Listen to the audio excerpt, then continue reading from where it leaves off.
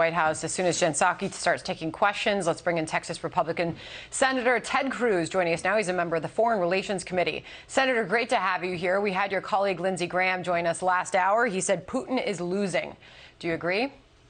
Well, I think the war is going much worse for Putin than he anticipated. I think he thought he would roll into Ukraine and in a couple of days mop it up. And I got to say, the courage, the heroism of the Ukrainian people has been astonishing. We've seen President Zelensky, the Biden administration offered to evacuate him from Ukraine, and Zelensky said, look, I need ammunition. I don't need a ride. And I think he's been inspiring his people. I think you've seen the Ukrainians fighting to defend their homeland. We've seen grandmothers throwing Molotov cocktails. And Russia right now, Putin is committing horrific crimes. He is targeting civilians. He's targeting women and children. He's targeting hospitals. He's murdering infants. And they continue to just pound the civilian population in Ukraine.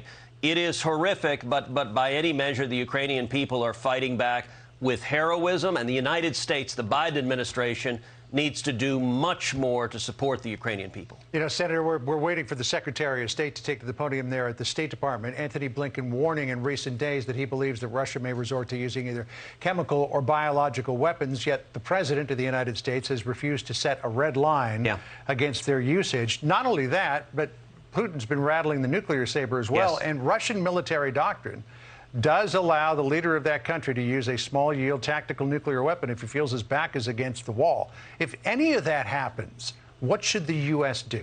Look, I think we should respond with strength. If any of that happens, we go into uncharted territory. We haven't seen a nuclear weapon used since the end of World War II. We've managed to hold off anyone using a nuclear weapon. I pray to God that doesn't happen. I will say I think the odds of it happening are increasing because I think presidential weakness from the White House invites this. You know, one of the maddening things watching the carnage in Ukraine, this didn't have to happen. This war was preventable. I think it was caused by two specific mistakes made by the White House. Number one, Biden's disastrous withdrawal and surrender in Afghanistan to the Taliban. I think every enemy of America took the measure of the man in the Oval Office and concluded that he was weak and feckless and ineffective.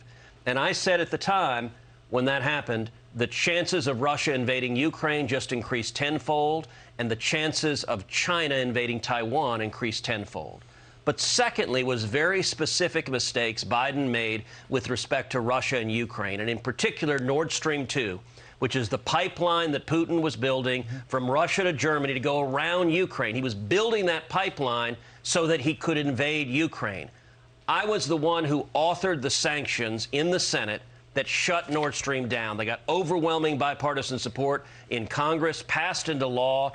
Donald Trump signed my sanctions legislation into law, and Putin stopped building the pipeline literally the day Trump signed that legislation.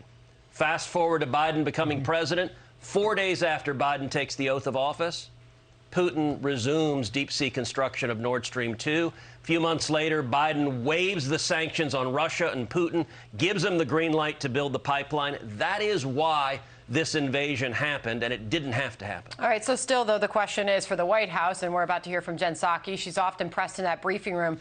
What is the red line? Is there a red line where the United States will step up its aid to Ukraine, including sending in and approving of the sending in of those MiG jets? Here was Zelensky. He gave an NBC Nightly News interview, and he talked about just that, Senator, real quick. Here he is. I believe that Russians have already crossed all the red lines when they started shelling civilians. They've killed over 100 of children. And I don't understand the meaning of red lines. What else should we wait for? For letting Russians kill 200, 300, or 400 children. So as we see these great atrocities, the theater yesterday, those killed in the bread line yesterday, his question is, what are we waiting for? And Jen Psaki was asked about those red lines yesterday and why we're not sending in those fighter jets. She basically said the Javelins and the Stingers, which we are sending in, those are defensive weapons, Senator, and somehow made a distinction that sending in the MiG fighter jets or those other planes, that's more going on the offensive. Do you understand that distinction, and do you think we should be sending in more power? Yeah, frankly, I think the distinction is ludicrous. We should be doing much more to defeat Russia, and we should be doing two things in particular. Number one, providing substantially more lethal military equipment. We should be providing a lot more Stingers, a lot more Javelins, a lot more drones, and we should be providing fighter jets. You know, just over a week ago, President Zelensky had a video conference call with all the members of Congress, and he said his number one need, we asked him, what do you need? He said, I need fighter jets. The Ukrainian pilots know how to fly these MiGs, and Joe Biden personally vetoed giving the MiGs to Ukraine. We need to send the MiGs to Ukraine now, immediately. We shouldn't put American pilots on them. Under no circumstances should we have American troops engaged in combat with Russian troops, but we should give the weapons to Ukraine to let the Ukrainians fight and defeat Russia. But secondly, we should also be going after Putin's revenue stream. Putin gets most of his money from the sale of oil and gas, and we ought to be taking away his customers. We ought to be stepping up, producing more oil, producing more gas, and getting European customers to cancel their contracts with Russia and shift to American producers, shift to our allies. Nothing would do more to undermine Putin, to take away his power, to cause the oligarchs, to cause the KGB remnants in that nation to rise up. And nothing would do more to stop his ability to wage war and murder civilians than to take away his revenue. And right now, Biden's not willing to do so because he's more captive to the Green New Deal radicals in his party than he is focused on actually defeating Russia and defeating Putin. Let me just stay on the MiGs for a second, if I could, Senator. Yeah. I'm surprised that Jen Psaki didn't get more pushback on this yesterday at the press briefing, because it's such a specious argument to say that fighter jets are an offensive weapon versus a defensive weapon in the form of a fire-and-forget missile. Yeah. You know, if you use those fighter jets within the confines of your own border, it's a wholly defensive weapon. That is absolutely right. Look, if you look at a Stinger is a missile that's fired up to take out an aircraft. They're very effective. Right now, the Ukrainians are using Stingers to take out Russian aircrafts. If you look at a Javelin is principally an anti-tank weapon that goes up, comes down on the top of the tank, blows it up. They're right now killing Russian soldiers using Stingers and Javelins. There's no meaningful distinction between that and a MiG. And when it comes to offensive or defensive, listen, no one on earth is suggesting Ukraine wants to invade Russia. They're not marching on Moscow. They're telling the soldiers, stop murdering our civilians and get the hell out of our country. That is, by definition, defensive. But the problem, John, look, what got us in this mess is Biden is scared of Putin. He's scared to stand up to Putin. The first meeting Biden had with Putin, Putin's number one foreign policy objective is he wanted to build Nord Stream 2. And the reason he wanted to build Nord Stream 2 is the instant it was complete, he could invade Ukraine because he no longer needed the pipelines in Ukraine once Nord Stream 2 was done. What did Biden do? He started out by surrendering to Russia and saying, here, you can have Nord Stream 2.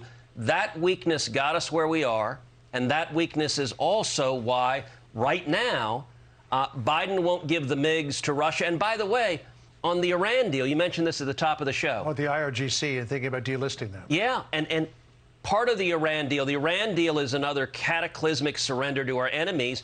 Just yesterday, the news broke that part of the concessions Biden is making is to exempt Russia from Russia sanctions in Iran for $10 billion for nuclear work. So it's basically, while we're theoretically sanctioning Russia and Putin, Joe Biden is giving a $10 billion subsidy to Russia and Putin. It makes no sense at all, and it's frankly why Putin is laughing at the White House.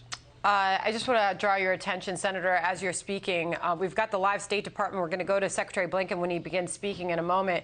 But this is live to the House floor, where they are now debating the bill to suspend normal trade relations with Russia and Belarus. You can respond to that. You can also, Senator, look forward to what we are about to hear from Secretary Blinken and whether or not there will be new sanctions announced, to your point about if we can go farther to cut off any further money supply going to Vladimir Putin in this moment. Can you be more specific? Because how do you do that? How do you just shut off the flow to some of these European countries who are absolutely dependent on Russia and that energy stream? It's still cold there. They still need to heat their homes. They still need transportation. So how do you do that? How do you not just say it, but actually do it? So you do two things, Sandra. Number one, you don't give Putin a $10 billion subsidy through a disastrous Iran deal. And Biden is right now trying to shovel cash into Putin's coffers. That $10 billion will go to fund the war machine in Ukraine and other countries that Putin hopes to invade. But secondly, you're right, you can't just ask the Europeans to shut off all the oil and gas to their countries. They have to heat their homes. The only way to do it is you've got to replace that oil and gas. Now, the number one producer of oil and gas in the world is the United States of America. And here's what Biden should do. On the night of the State of the Union address, I pulled Tony Blinken aside. I said, look, you really want to stop Putin? There are 6 applications pending in the Biden administration right now to export liquid natural gas. The president ought to go on national television tomorrow and approve all 6 of them. The way you take away Russia's customers is you replace it with American supply instead. Senator